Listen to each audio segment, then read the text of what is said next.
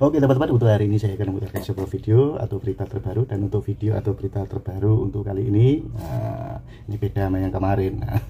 Sebetulnya sama sih di kasusnya. Nah, kasusnya tetap kasus korupsi. Dan untuk yang kemarin-kemarinnya itu yaitu kasusnya Bapak Hasto. Dan ini beda lagi nih. Ada apa dengan Bapak Ridwan Kamil.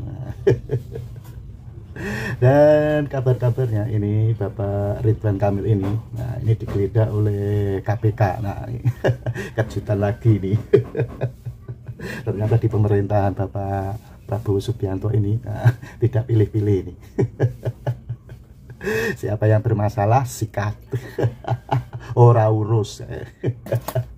Dan tentang kasusnya Bapak Ridwan Kamil ini, yaitu tentang dugaan korupsi, yaitu dana iklan Bank Pembangunan, nah, yaitu daerah Jawa Barat. Nah, ini sangat seru sekali untuk pembahasan dan komentar ini. Nah, seperti biasa ini komentar atau pembahasan ini dibahas sama teman kreator kita, yaitu Opung Parbila. Nah, oke teman-teman, supaya teman-teman penasaran dengan isi videonya, mari kita langsung aja. Oke, gas.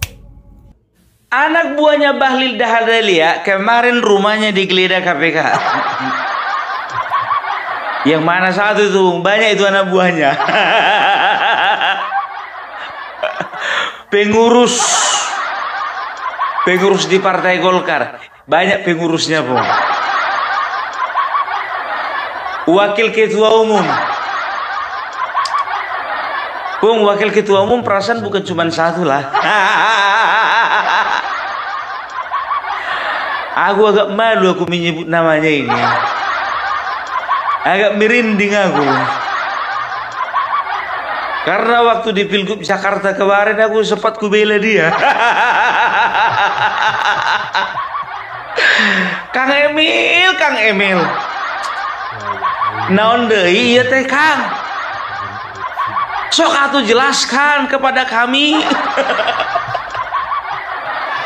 Aduh, lamun terbukti emang ngerakeun atuh si ate kumaha tuh. Aduh, kalau terbukti ini mah memalukan Saya sebagai orang Sunda perwakilan di Sumatera Utara kudu ngajawab naon atuh.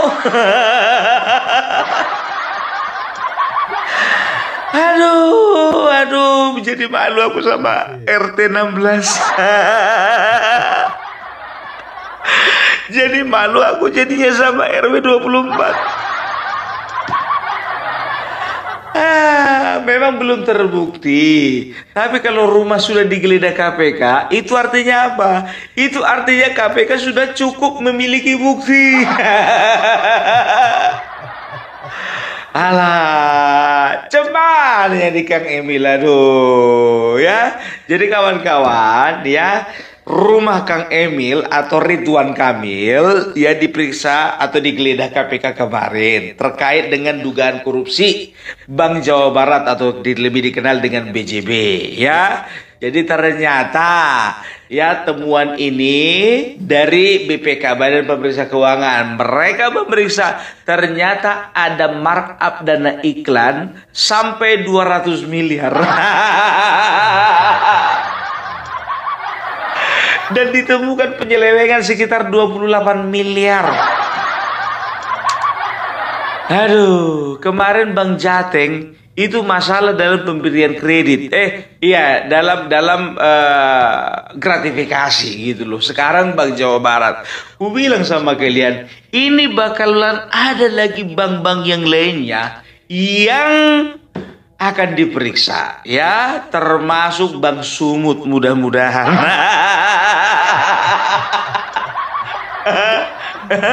Kalau bisa pas secepatnya juga diperiksa itu. Karena Gubernur Sumatera Utara yang kemarin itu mana tahu nggak bersih, mana tahu. Jangan cuman Bang Jateng sama Bang Jabar, Bang Sumut juga Pak. Kalau bisa nanti bapak-bapak di KPK setelah dari Jawa Barat langsung loncat ke Sumatera Utara. Sentimen kali kau sama gubernur sebelumnya. Bukan sentimen, apa mau disentimenkan sama gubernur yang kalah? Karena kemarin kan Edi Ramayadi. tapi jujur aja lah aku bilang ya, kalau bicara tentang bank ya, aku kayaknya nggak mau lagi aku nyimpan uang di Bank Sumut ini, serius. Atau bank-bank daerah lainnya ya. Apalagi aku sekarang sedang mendapat kepercayaan ya dari teman-teman yang ada di channelnya Opung Parbelak, yang follow Opung Parbelak ya. Karena apa? Sekarang kan begini, aku mau cerita sedikit sama kalian nih. Teman-teman Opung Parbelak yang follow akun Opung Parbelak ya, mereka mendorong Opung Parbelak 2 hari yang lalu untuk ketemu Bapak Joko Widodo di Solo. Ya, untuk ketemu Bapak Joko Widodo di Solo. Aku bilang lah kemarin itu, jujur aja aku bilang, aku kepengen kali aku jumpa sama Bapak Joko Widodo, masalahnya aku nggak punya uang. Kan begitu, memang jujur aku nggak punya uang, aku nggak pencitraan, nggak punya uang aku, ya kan. Datanglah mereka, ada yang berinisiatif ya. Mereka katakan, yuk kita patungan yuk untuk mengongkosi Opung ke kota Solo. Gitu. Aku akan tampilkan ya teman-teman Opung Parbelak, saudara-saudara Opung Parbelak yang sudah bersumbangsi atau yang sudah berkontribusi untuk mengongkosi Opung Parbelak. Udah cukup, Pung? Belum. Belum ya. Jadi mereka memberikan amanah. Ini yang nonton semuanya ini sudah memberikan amanah kepada Opung Parbelak ya untuk pergi ke Solo ya. Ingat, ke Solo, bukan ke BJB. Nanti Opung Parbelak ya akan berangkat bersama Opung Parbelak akan ketemu dengan Mas Agri Fanani ya di sana, dan juga mungkin Opung Parbelak akan ketemu dengan teman-teman Opung Parbelak yang ada di Solo dan sekitarnya. Gitu ya. Jadi kemungkinan besar nanti Opung Parbelak di bulan 5 berangkatnya. Lama kali, Bung. Iya kan, sekarang begini, yang pertama ya, Opung Parbelak itu bekerja. Jadi harus selesai dulu pekerjaan, karena apa? Karena Opung Parbelak juga harus mengatur cuti, kan begitu. Setelah itu yang kedua, pertimbangan biaya. Kan belum cukup.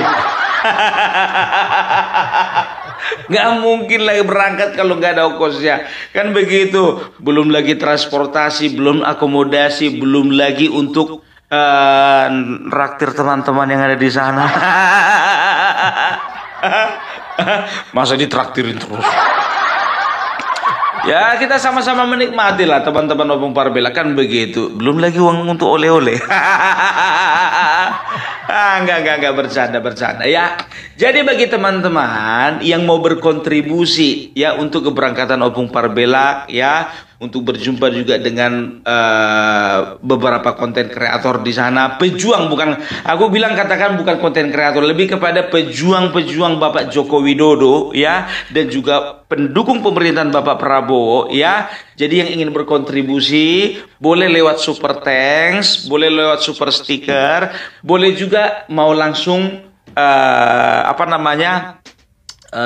via rekening ya. Jadi Opung sudah sertakan di bawah rekening Opung Parbelak ya, dan juga alamat email ya. Jadi kalau ingin nomor WA-nya Opung Parbelak, mungkin kalian bisa lihat di deskripsi ya, jangan ditongolin di situ. Lihat aja deskripsi paling atas, itu nomor WA Opung Parbelak. Kenapa nggak dibikin, Bung, di situ aja ditampilkan di layar kepinuhan? Aduh ya. Jadi ingat ya, sekali lagi, Opung Parbelak tidak minta-minta. Cuman Opung Parbelak dalam rangka menjalankan amanah dari teman-teman. Itu dia. Jadi mudah-mudahan, doakan ya, kita berjodoh dengan Bapak Jokowi. Nanti kita akan hubungi orang-orang yang kompeten ya untuk mengatur perjumpaan Opung Parbelak, Agri Fanani, dan juga Bapak Joko Widodo ya. Dan ingat ya, Mas Sudarsono, masih ingat anggota PDIP ya, pengurus DPC PDIP yang kemarin itu sempat dipecat sama si Hasto. Tadi pagi beliau telepon saya tapi nggak diangkat. Nelfon pula jam 3 lewat, orang masih tidur. Ya kan begitu. Kalau Bu Parbela kan jam sahurnya jam 4. Makanannya nggak perlu dimasak, makanan cepat saji. Ya, jadi kita juga akan ketemu sama Bapak Sudarsono, nanti kita akan bicara panjang lebar di Solo, gitu. Ya, ini akan jadi momen, ini akan menjadi momen yang luar biasa ya. Jadi untuk teman-teman Obung Parbelak yang ada di Jawa Tengah, Solo sekitarnya, kalau bisa kita ketemu di situ, oke? Itu dia. Mari kita kembali bahas Kang Emil. Ini ya begini, aku bilang sama kalian, kalau dibongkar ini satu-satu kasus ini, Bang daerah ya, Bang Jabar, Bang Jatim, Bang Sumut, Bang apa lagi, Bang Sumsel, Bang Riau ya, aku bilang sama kalian, sedikit banyaknya ada peran kepala daerah di situ. Karena apa? Kepala daerah itu sebagai pengendali. Itu sebagai pengendali gitu loh ya. Kalaupun ada penyelewengan nggak nyampe ke kepala daerah, berarti itu kepala daerahnya itu udah termasuk golongan malaikat. Jadi kau tuduh pun kepala daerah semuanya itu bermain? Nggak kutuduh semuanya bermain. Mudah-mudahan masih ada yang seperti malaikat. Kan nggak ku bilang semua. Oknum. Kalau di bangsa ini dibilang oknum kan juga biasa banyak oknumnya. Oknum tapi berjamaah. Aduh ya, Kang Emil iklannya apa sih? Kok nyampe 200 miliar? Aduh, jadi begini, sebetulnya kalau masalah bank-bank daerah ini ya, memang betul harus mengiklankan diri. Karena apa? Karena bisa dikatakan mereka itu bersaing dengan bank-bank nasional kan begitu, seperti BNI, BRI, Mandiri, Panin apa segala macam ya. Tapi di sini kan masalahnya iklan itu kan diperlukan ya untuk menarik nasabah kan begitu ya. Jadi sekarang begini, maksimalkan saja pelayanan yang ada di bank kalian itu, nggak perlu iklan. Pasti banyak orang mau datang ke tempat kalian. Itu dia ya, berikan kredit kepada masyarakat sesuai dengan SOP ya kan. Setelah itu berikan keistimewaan kepada nasabah, berikan kemudahan di dalam pemberian kredit kepada nasabah. Seperti itu aja sebetulnya. Ini enggak, kalian bank daerah itu jujur aja, tempat kami pun gitu, susah kali ngasih kredit. Makanya aku bilang, aduh ya, lagian juga segala sesuatu yang bersangkut paut dengan pemerintahan, gaji PNS, gaji guru, segala macam itu kan masuknya kan ke bank daerah biasanya. Kan begitu. Mau ngiklan apa lagi Kang Emil? Aduh, ya mudah-mudahan memang belum ada rilis resmi dari KPK apakah memang Kang Emil ini terlibat atau tidak, ya kan? Kita hanya mendoakan ya supaya tidak ada keterlibatan yang signifikan kepada dari Kang Emil ini. Karena apa? Kalau sempat memang betul-betul terlibat, malu kita. Kayak mana kita? Aku juga mikir kayak mana lah aku menjawab anak-anak abah ini. Kayak mana juga aku menjawab RT 16. Tapi aku optimis ya kan. Ya, optimis walaupun ada beberapa yang kena ya dari kita ya kelurahan 58. Ya kan, tapi tidak sebanyak dari mereka. Lebih banyak bermasalah dari mereka kan begitu. Tapi ini gini, aku membaca begini. Memang betul-betul Bapak Prabowo memang betul-betul sedang memerangi korupsi. Dia nggak peduli. Ku bilang sama kalian, kawan lamanya saja dimakan. Yang mendukung dia tahun 2014 ya, Muhammad Rizal Khalid, itu anaknya baru diangkat. 2014 bukan tanggung-tanggung itu dukungannya Riza Khalid itu sama Bapak Prabowo. Ternyata sekarang anaknya diangkat, ya kan? Begitu juga ya dengan yang lain gitu loh. Jadi Bapak Prabowo di sini jujur aja aku bilang ya, memberi keleluasan kepada KPK dan juga kepada Kejaksaan untuk melakukan tugas dan tanggung jawabnya untuk memberantas korupsi tanpa ada intervensi. Itu dia, ya kan kita lihat sendiri ya, sekarang sudah terbukti dan sudah terkonfirmasi bahwasanya ingat tidak ada kata-kata yang condong mengkriminalisasi Hasto. Karena apa? Ini Kang Emil ini kalau sempat memang terbukti, artinya Bapak Prabowo tidak ada terindikasi tebang pilih di dalam pedagangan korupsi. Karena apa? Karena itu tugas sudah didelegasikan sepenuhnya kepada KPK dan Kejaksaan. Itu yang penting perintah dari Pak Prabowo, siapapun yang melakukan korupsi, kapanpun dilakukan korupsi itu sikat, kan begitu. Itu enaknya kalau presidennya ketua umum. Bebas. Itu enaknya kalau presiden bukan petugas partai. Kalau petugas partai itu terbebani.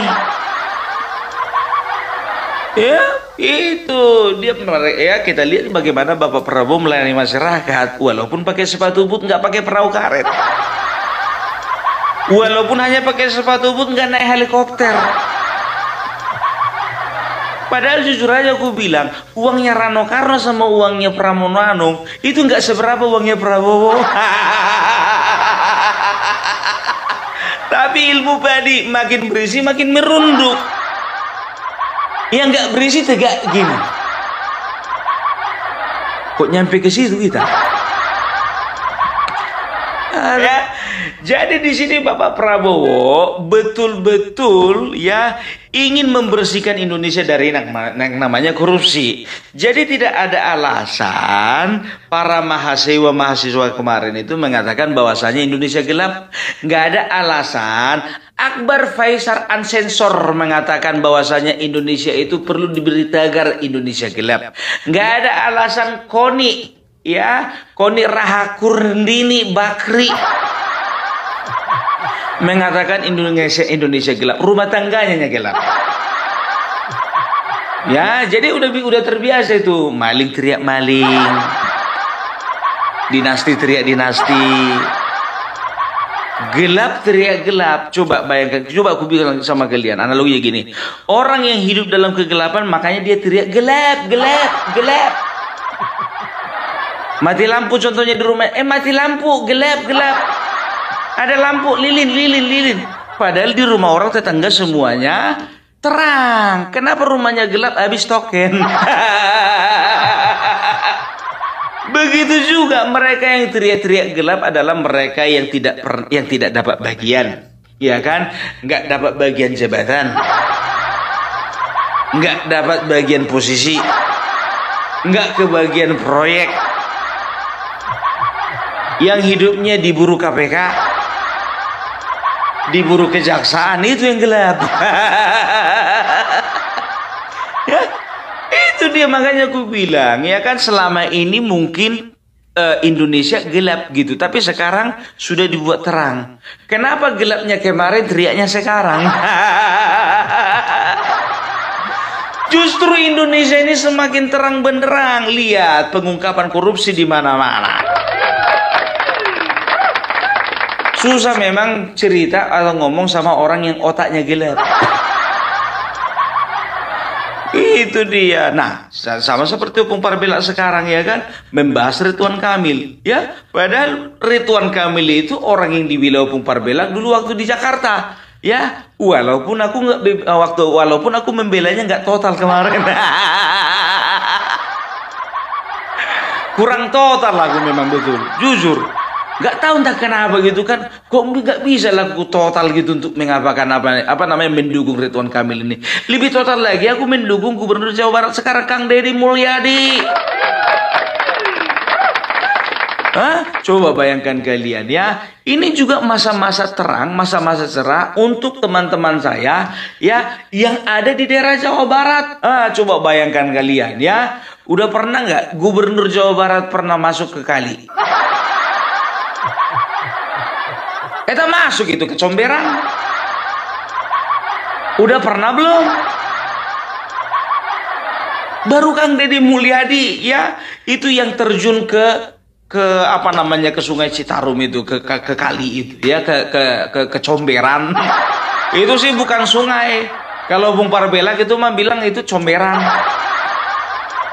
Segala kotoran ada di situ ya, apa namanya, limbah rumah tangga, limbah pabrik, kotoran hewan, kotoran manusia. Nggak kubayangkan itu pas lagi nyelam di situ Bapak Kang Deddy Mulyadi ya. Ada yang ngambang. Nggak peduli dia, ya kan? Nggak peduli dia. Masuk dia ditarik semua sampah yang bikin apa namanya, bikin penyumbatan itu ya, bikin tersumbat ya kan. Nggak taunya yang lain-lain itu ngerasa nggak enak, terjun juga ke bawah. Sok atuh, coba bayangkan, Gubernur Jawa Barat pernah nggak selama ini begitu? Mau dibilang pencitraan? Oh enggak, Kang Deddy Mulyadi aku yakin 100% tidak pencitraan. Ya lihat aja gayanya, coba kemana-mana dia sederhana ya, pakai baju putih, kaos putih, celana putih ya. Ya dia itu selalu berbaur sama masyarakat gitu ya. Ya walaupun ada dua ya tokoh yang bisa dikatakan sambil menjabat di pemerintahan tapi main YouTube. Yang satu Kang Deddy Mulyadi, yang satu Ganjar. Langsung nampak bedanya ya. Ganjar Pranowo waktu jadi gubernur, ya kan, menjelang-jelang dia jadi calon presiden. Dia itu banyak dia itu bikin konten-konten ya, bantu mbah-mbah, bantu orang di apa namanya supir angkot, bantu orang jualan segala macam. Nah kemarin setelah pilpres kalah dia nggak pernah lagi bikin konten. Nggak pernah bikin konten. Tapi Kang Deddy Mulyadi getol, dia bukan cuma masalah apa namanya itu bagi-bagi apa namanya sosial eksperimen gitu, tapi ada masalah-masalah seperti di Cirebon kemarin kasus Pina, dia juga ikut ambil bagian. Sampai kalau nggak salah dia itu dipanggil ke persidangan kan, dia dipertanyakan apa kapasitasnya, ya dia katakan saya sebagai warga Jawa Barat merasa bertanggung jawab dengan kejadian ini, ya kan begitu, ya kan, merasa terpanggil ya atas kejadian ini. Makanya aku bilang bisa dikatakan Kang Deddy Mulyadi ini ya mudah-mudahan dia 2029, 2034 lah mencalonkan diri jadi presiden. Nah, loh, kenapa enggak 2029 Bung, jatah Bapak Prabowo sekali lagi. Habis itu nanti Kang Deddy Mulyadi. Loh, Gibran kapan jatahnya Bung? Habis Kang Deddy. Nanti kalau misalnya Gibran yang terpilih, Kang Deddy misalnya nggak terpilih, ya kalau bisa Kang Deddy jadi presiden, Mas Gibran jadi wakil. Oh nggak bisa lagi ya? Atau Mas Gibran jadi presiden, Kang Deddy jadi wakil. Kenapa? Mustahil? Enggak lah, kok mustahil, ya kan? Sama-sama orang baik. Ingat ya, Indonesia ini sudah saatnya dipimpin oleh orang-orang baik. Yang kerjanya nyata, nggak pernah jualan apa namanya, nggak pernah jualan aset. Ya kan, nyata kerjanya, ya kan, jangan pintarnya cuma jualan. Indosat, jual pulau. Ya, setelah itu bagi-bagi surat keterangan lunas kepada bank-bank yang bermasalah.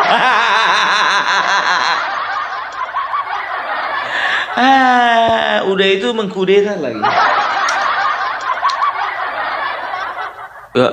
Habis itu cari masalah lagi sama presiden. Semua presiden dimusuhi.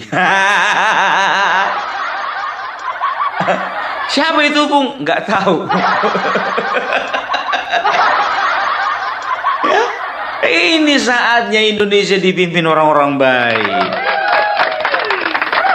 Itu dia ya. Jadi seperti ku bilang kemarin ya, ini setelah kasus Pertamina ya, ini akan menyasar kepada BUMN yang lainnya. Ternyata bukan cuma BUMN lainnya, termasuk Bank Mandiri, Bank BRI dan juga Bank BNI.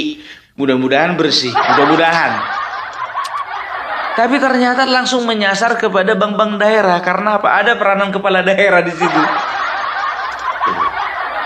Siap-siap ya Bang Sumut, Bang Jatim, Bang Sumsel, Bang Riau, Bang Sulut. Ini aku bilang sama kalian, kepala daerahnya ini, apalagi yang udah nggak menjawab, bagi jantungan dia. Udahlah nganggur diangkat KPK.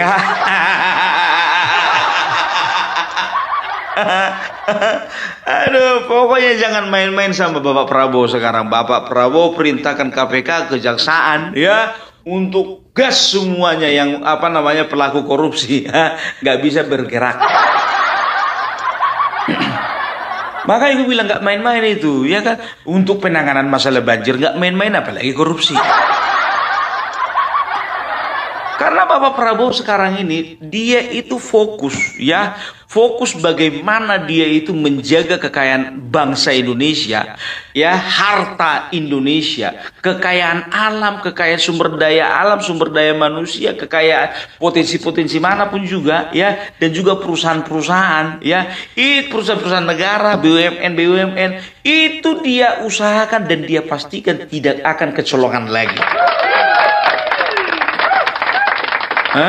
Coba Bank BJB ya, ditemukan penyelewengannya 28 miliar. Kan kecil kali itu. Memang markup-nya itu sekitar sampai 200 miliar. Ya kan begitu, ada ditemukan penyelewengan 28 miliar. Kalau dipikir-pikir coba ya, dibandingkan dengan kasus triliunan. Ya, kasus hampir 1.000 triliun Pertamina, coba 28 miliar kan kecil kali. Tapi nggak ada urusan kecil, sama kayak dosa. Dosa mana yang kecil, mana yang besar. Yang namanya dosa ya udah dosa, kan begitu. Kalau mati masuk neraka.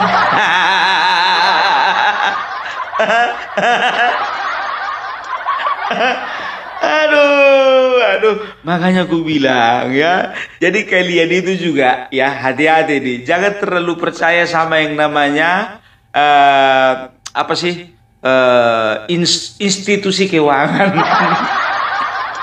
Banyak orang pintar mengatakan begini, kalau kalian mau menyimpan uang di bank, jangan simpan tabungan kalian semua di bank, ya kan? Ya, mulailah cerdas, beli properti, setelah itu beli emas, setelah itu beli saham gitu loh. Jangan semuanya uang disimpan di bank. Apalagi bank daerah. Enggak bercanda. Kalau itu bercanda ya. Maksudnya apa? Supaya kita bijak keuangan. Kau rupanya udah kaya Bu ngomong gitu. Enggak, aku sederhananya aku. Aku ngomong kayak gitu karena nggak ada uangku di bank. Makanya mau belajar, ya kan, walaupun terlambat. Daripada tidak sama sekali. Itu dia. Ya pokoknya Bapak Prabowo ya, itu kalau dia katakan kita akan bersih-bersih. Bersihkan diri sebelum kalian dibersihkan orang. Ya. Bapak Jokowi begitu juga. Makanya aku bilang sama kalian ya, Bapak Jokowi ini sudah mengantongi banyak kali nama-nama koruptor. Iya kan, nggak tahu juga nama Ridwan Kamil ada atau enggak. Ya. Eksekutornya itu Bapak Prabowo. Backingannya siapa? Ya kita lah, rakyat Indonesia. Iya, jadi bagaimana bangsa kita ini bakalan maju kalau misalnya masih ada korupsi, kan begitu. Kayaknya Indonesia ini perlu juga lah diterapkan itu sistem hukum seperti di Korea Utara. Nggak ada istilah potong tangan. Kalau contohnya kita korupsi potong tangan masih mending, ya kan? Kalau sempat langsung dor.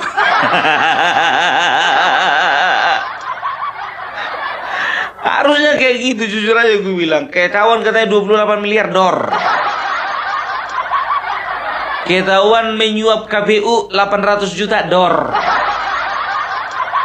Jadi orang ngeri-ngeri sedap kalau melakukan tindak pidana korupsi. Jujur aja gue bilang. Sekarang ini kan santai. Tahu ndak kalian? Jujur aja gue bilang ya. Pejabat-pejabat ini nggak takut hukuman mati. Yang mereka takut miskin.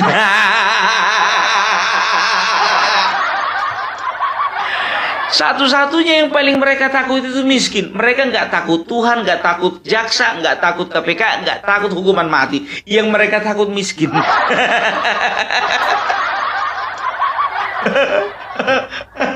Aduh ya. Kita doakan saja ya. KPK boleh bekerja dengan baik, KPK boleh bekerja dengan SOP, dan mereka bisa membuktikan bahwasanya KPK yang sekarang bukanlah yang dulu. Itu dia ya, KPK yang sekarang bukan KPK yang dulu ya. Mudah-mudahan bukan karena kepentingan ini, kepentingan itu. Dan juga untuk Partai Golkar, walaupun nantinya Ridwan Kamil terbukti dan diangkat, ya siap-siaplah cari wakil ketua umum yang baru.